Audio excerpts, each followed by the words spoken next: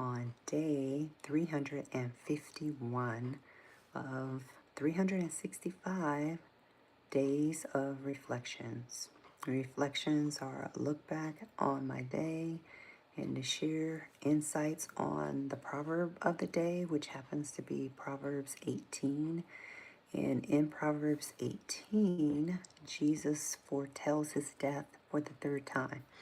And no, that's in Luke 18. I apologize. I've been reading both Luke as well as Proverbs. So in Luke, that's where Jesus foretells his death a third time. And he also heals, let's see, who does he heal? He heals the blind beggar in this one. And he also says to suffer and let the children come, because people were telling the kids they need to stay back, right? But he said, let the children come.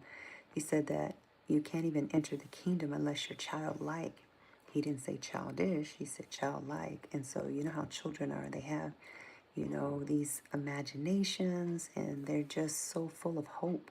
And I think that they're innocent, right, until they become tainted by the world, but they're so innocent. And I like that Jesus gave that analogy to be childlike. And then also in Luke, it talks about the tax collector and who was the other guy? Pharisee and the tax collector, who they were, well, one of them was, it was the Pharisee that was saying, he wasn't like the tax collector over there. But Jesus said, no, you too puffed up. Well, he didn't use those words. I said that.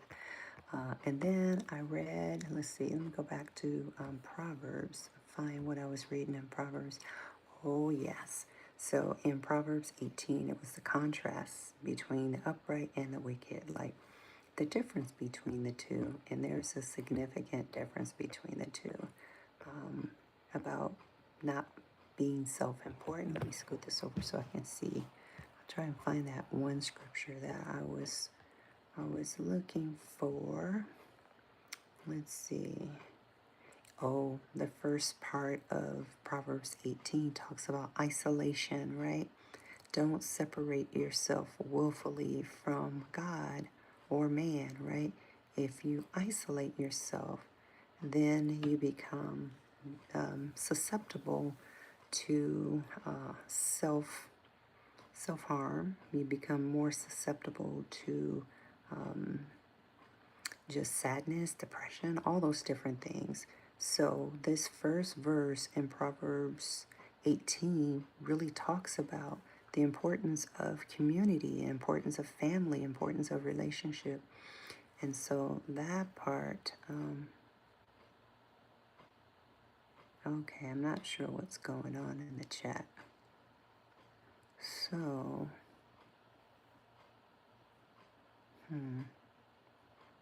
I don't know what's going on in the chat, but it's nothing like I'm talking about. So, yeah, these two, the Proverbs and Luke during the Advent season, is beautiful. It's just beautiful to hear the story about Jesus. Like he literally foretold his death three times. And even they didn't believe him. I mean, they kind of knew, Peter kind of knew, but even then, they weren't really sure. So, okay. So, what else can I share with you? I started the day with communion. Communion is where you take the Lord's Supper. You take the Lord's Supper in remembrance of what Jesus did on the cross. And so I do that every day at 3 a.m. Pacific Standard Time. I do it. I was invited to a room on Clubhouse, and the rest is history. I didn't know I would keep this up for such a long time, but it's important to keep up consistent habits that are healthy for you. Hello, Hannah. You're going to keep saying hi until I say hi, right? Hi, Hannah. How are you today? Hello, So Bank or So Lank. So Hi Yank. Am I saying it right? So Hi Yank.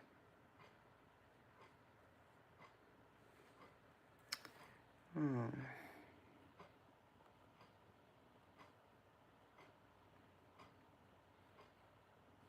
Hmm. Yeah, yeah, you're right, Cobart. You are right. I'm not sure what's going on. I guess some people get a kick out of going on other people's pages, causing ruckus and grief. So,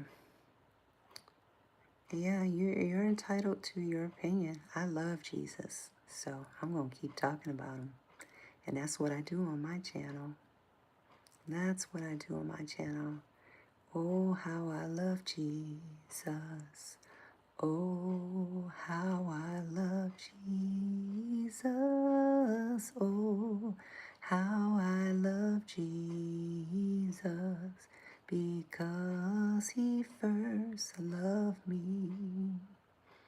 Yeah, some people. Yep, I do.